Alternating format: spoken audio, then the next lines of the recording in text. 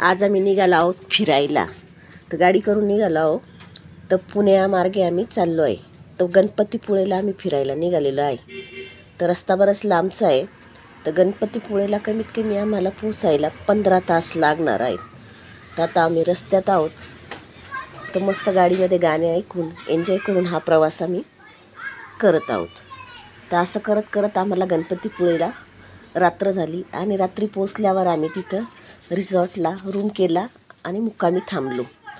तर कमीत कमी 1500 रुपयात आम्हाला 2 बेडरूम भेटले. तिथं व्यवस्थित आम्ही आराम केला. सकाळी फ्रेश झालो आणि हा जो सीन आहे तो त्या रूमच्या बाहेरचा आहे. तर बघू शकता तुम्ही, एकदम छान असं सुंदर दृश्य आहे. तिथे नारळाची झाडं वगैरे आणि एकदम छान असं फ्रेश झालो आम्ही.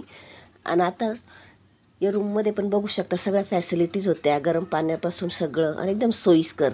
आणि ज्यावेळेस तुम्ही तिथे पोचता तर बरेच गाईड तुम्हाला रस्त्यातच भेटतात का ते तुम्हाला रूम पाहिजे का असं विचारतात. तर आम्हाला सांगताना त्यांनी 3000 रुपये सांगितले होते आणि 1500 रुपयात आम्हाला 2 रूम भेटले. तर आता आम्ही 9:30 वाजता रूम सोडणार आहोत. रूम सोडून आता निघालो आहे आम्ही गणपतीच्या दर्शनाला. तर तिथून जवळजवळ आमच्या रूमपासून 2 किलोमीटर असं गणपतीचं मंदिर होतं. आता आम्ही गणपती मंदिरात पोचलो आहे. तर तुम्ही बघू शकता अशा भरपूर मोठी रांग आहे. पण पाहिजे तशी काही गर्दी नव्हती, कारण आम्ही मध्ये असं गेलो होतो, सुट्टीच्या वेळेस गेलेलो नव्हतो, त्याच्यामुळे गर्दी कमी होती. तर हे सगळं ते गणपतीचं संस्थान आहे तिथे गणपतीपुळेचं. तर ही अशी रांग आहे. तर इथे मध्ये अलाउड नाही आहे कॅमेरा किंवा मोबाईल नेणं, पण मग आम्ही तरी थोडीफार जशी जमेल तशी मी शूटिंग केलेली आहे. तर आता मस्त आम्ही रांगेत उभं आहे आणि साईडलाच प्रसादालय वगैरे उजव्या हाताला होतं, जे मी तुम्हाला मगाशी दाखवलं. तिथं जेवणही होतं, जेवणाचा टाईम होता, प्रसादालय होतं तिथे. तर दुपारच्या वेळेत तुम्हाला 12 वाजेनंतर तिथं जेवणही भेटू शकतं. हे प्रसादालय आहे, तिथे जेवणही भेटू शकतं दुपारच्या वेळेत. तर त्याचे म्हणजे कमी रेट एकदम, आणि तुम्ही तिथं व्यवस्थित छान असं जेवण भेटतं.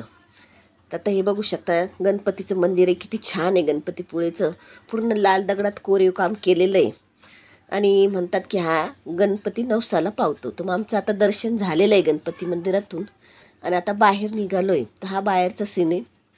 तर आता माझी फॅमिली आहे, त्यात माझा भाऊ आहे, माझी भाची, माझी मुलं, बहीण, हे सगळे आता आम्ही चौपाटीकडे चाललो आहोत. तर समोर असं समुद्र सपाटी छान चौपाटी आहे आणि मस्त आता आम्ही तिथे एन्जॉय करणार आहोत. तर सगळ्यांना उत्सुकता झाली समुद्राकडे जायची. माझा लहान मुलगा तर फर्स्ट टाईम समुद्र बघणार आहे, तर तो खूपच उत्सुक आहे. तर आता सगळे मस्त बघू शकता तुम्ही, इतकं छान असं सीन आहे तिथे. हे दुकानं लागलेले आहे तिथं, तुम्हाला जे पाहिजे नारळ पाणी वगैरे खाण्यापिण्याचे जे स्टॉल लागलेले आहे तिथं. घोडेस्वार आहे तिथं, शिवाय तुम्हाला राईड्स पण आहेत तिथे समुद्राभोवती फिरायला वगैरे. असं छान असं सीन आहे. ऊन भरपूर होतं पण त्या दिवशी. तर तसं समुद्राचा गारवाही जाणवत होता, पण वाळू खूप तापलेली होती, पाय चांगले भाजत होते आमचे. मग आम्ही पटकन चप्पल घातल्या. अगोदर बिना चप्पलचंच निघालो होतो, पण नंतर पाय भाजायला लागल्यावर परत आम्ही चप्पल घातल्या आणि समुद्रकिनारी आलो. तर बघू शकता माझा छोटू मस्त समुद्रात आंघोळ करतोय. तर त्याला खूप मजा वाटत होते. फर्स्ट टाईम त्याने समुद्र बघितलेला होता, त्याच्याने त्याला एन्जॉय करायला खूप मजा येत होते. असं स्विमिंग करत होतं, जसं फिश करतो तसं स्विमिंग करत होतं. बघू शकता असं मस्त, भरपूर लोक होते इथे एन्जॉय करायला. सीनही खूप छान वाटत होता, समुद्राच्या किनारी एकदम भारी वाटत होतं असं मस्त. तर आम्ही सगळ्यांनी अशी खूप मजा केली.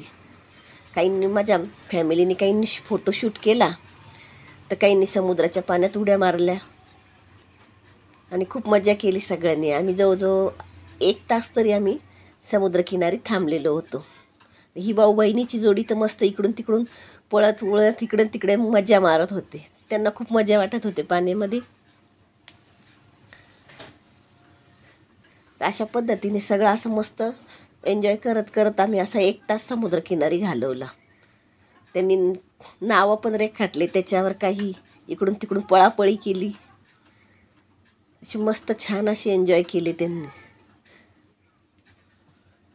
हा गणपतीपुळेचा हा समुद्र पण बघण्यासारखा आहे. आणि मुंबईचे जर तुम्ही चौपाटीला गेले तर बरीच चौपाटीच्या आजूबाजूला खूप घाण दिसते तुम्हाला, पण इथे एकदम स्वच्छता आहे आणि खूप छान वाटते. स्वच्छता असल्यामुळे तिथं खेळायला, मुलांना फिरायला पण खूप मजा येते आणि एकदम स्वच्छ वातावरण होतं तिथलं. फक्त एवढंच होतं की ऊन भरपूर होतं. नेमकं आम्ही भरउन्हातच गेलेलो होतो, त्याच्याने ऊन भरपूर होतं. लाटा जोर जोरात इकडून तिकडे अशा भराभर लाटा येत होत्या. हवाई चालू होती भरपूर. मस्त असं एन्जॉय केलं.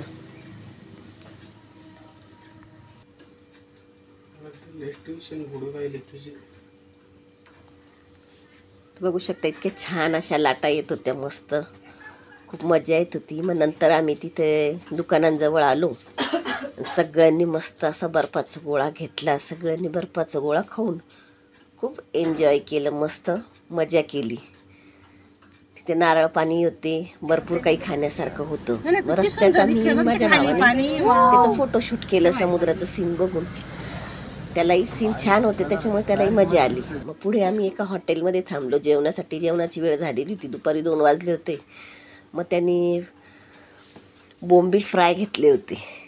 तर हे असे ओला बोंबील फ्राय केलेला होता. तर त्यांना नॉनव्हेज खायची सवय, त्याच्याने त्यांनी एकदम मस्त आवडीने ट्राय केले. आणि मग आम्ही व्हेज थाळी मागवली होती आमच्यासाठी. त्याच्यात डाळ भात होता, सोलकढी होती, पनीर वाटाण्याची भाजी होती, बटाटा भाजी होती, श्रीखंड होतं, पापड, डाळ आणि एक आमटी होती, मुगाची आमटी होती आणि कोशिंबीर होती. तर हे जेवणही छान होतं. थाळी एकदम अशी भात होतं, शिवाय जेवणही छान होतं आणि त्याची टेस्टही एकदम मस्त होती.